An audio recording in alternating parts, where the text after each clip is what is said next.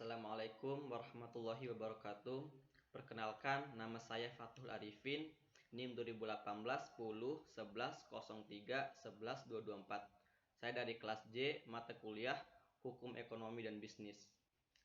Di sini saya akan menjelaskan terkait dengan surat berharga dan surat yang mempunyai harga. Yang pertama, surat berharga. Surat berharga adalah sebuah dokumen yang diterbitkan sebagai pemenuhan suatu prestasi berupa pembayaran sejumlah uang sehingga berfungsi sebagai alat bayar kepada pihak yang memegang surat tersebut. Baik pihak yang diberikan surat berharga oleh penerbitnya ataupun pihak ketiga kepada siapa surat berharga tersebut dialihkan. Surat berharga sering digunakan sebagai alat bayar dalam transaksi perdagangan modern, khususnya di kalangan para pengusaha. Banyak pengusaha yang menggunakan surat berharga sebagai alat bayar transaksi perdagangan karena dianggap lebih aman, praktis, dan memiliki gengsi tersendiri. Fungsi surat berharga yang pertama, sebagai alat pembayaran atau alat tukar uang. Yang kedua, sebagai alat untuk memindahkan hak tagih, yakni dapat diperjualbelikan dengan mudah. Yang ketiga, sebagai surat bukti hak tagih atau surat legitimasi bukti diri bagi pemegang sebagai orang yang berhak. Contoh surat berharga.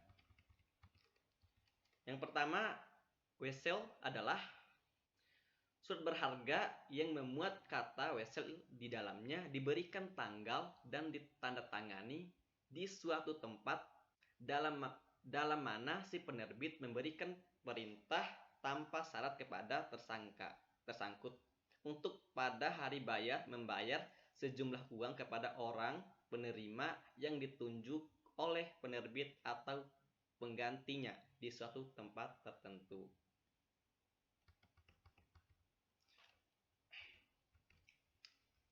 Syarat-syarat formil wesil dalam pasal 100 KUHD bahwa suatu surat wesil harus memenuhi hal-hal sebagai berikut.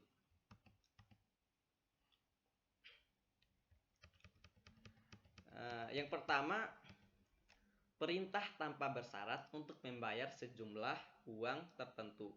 Yang kedua, nama tertarik si pembayar. Yang ketiga, penetapan hari bayar. Yang keempat, penetapan tanpa pembayaran. Yang kelima, nama orang kepadanya kepada orang yang ditunjuk wesil tersebut harus dibayar. Yang keenam, tanggal dan tempat wesil ditarik dan diterbitkan. Yang ketujuh, tanda tangan penerbit. Ini ada contoh suratnya. Poin yang kedua, surat sanggup yang disebut promes. Dalam undang-undang tidak dapat didefinisi promes. Namun dari sifatnya, promes dapat digolongkan ke dalam surat tagihan utang. Dasar hukum surat sanggup adalah pasal 174 sampai dengan pasal 177 KUHD. Syarat-syarat formal dari promes adalah sebagai berikut. Yang pertama, memuat kata surat sanggup atau promes atas kepada pengganti. Yang kedua, kesanggupan tak bersyarat untuk membayar sejumlah uang tertentu. Yang ketiga, penunjukan hari bayar. Yang keempat, penetapan tempat di mana pembayaran harus terjadi.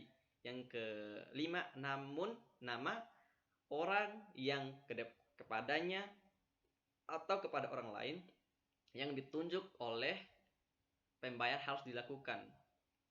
Yang ketujuh, tanggal dan tempat surat sanggup ditandatangani. Dan yang ke-8, tanda tangan orang yang mengeluarkan surat sanggup. Ini ada contoh surat sanggup. Poin yang ketiga, Cek. Cek adalah surat berharga yang memuat kata cek atau cek quit dalam mana penerbitannya memerintahkan kepada bank tertentu untuk membayar sejumlah uang kepada orang yang namanya disebut dalam cek penggantinya. Pembawaannya pada saat ditunjukkan. Dalam pasal 178 KUHD ditentukan syarat-syarat yang harus dipenuhi bagi suatu cek dan kalau salah satu syarat dalam pasal tersebut tidak dipenuhi, maka kertas itu tidak dapat diperlukan sebagai cek. Cek adalah surat perintah dari nasabah, dalam hal ini pemilik dana pada rekening giro kepada tertarik, dalam hal ini bank, untuk membayar tanpa syarat sejumlah dana kepada pemegang pada saat ditunjukkan, yang berfungsi sebagai alat pembayaran tunai.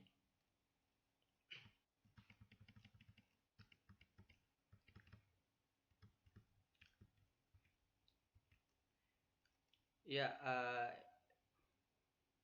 poin B, surat yang mempunyai harga. Surat berharga atau surat yang mempunyai harga, terjemahan dari istilah aslinya dalam bahasa Belanda, Waardi Papier, di negara Anglo-Saxon dikenal dengan istilah negotiable instruments. Sedangkan surat yang mempunyai harga atau nilai, terjemahan dari istilah aslinya dalam bahasa Belanda, paper van waarde, dalam bahasa Inggris letter of value. Surat ini sebagai bukti diri bagi pemegangnya sebagai orang yang berhak atas apa yang tersebut di dalamnya. Jadi bukan untuk atau pemenuhan prestasi berupa pembayaran sejumlah uang. Yang terakhir, fungsi surat yang mempunyai harga. Yang pertama, sebagai bukti diri untuk menikmati hak yang ada di dalam surat. Yang kedua, apabila surat bukti itu lepas dari penguasanya, ia masih dapat memperoleh barang atau haknya itu dengan alat bukti yang lain. Ya, mungkin itu saja penjelasan dari saya. Lebih dan kurangnya mohon dimaafkan.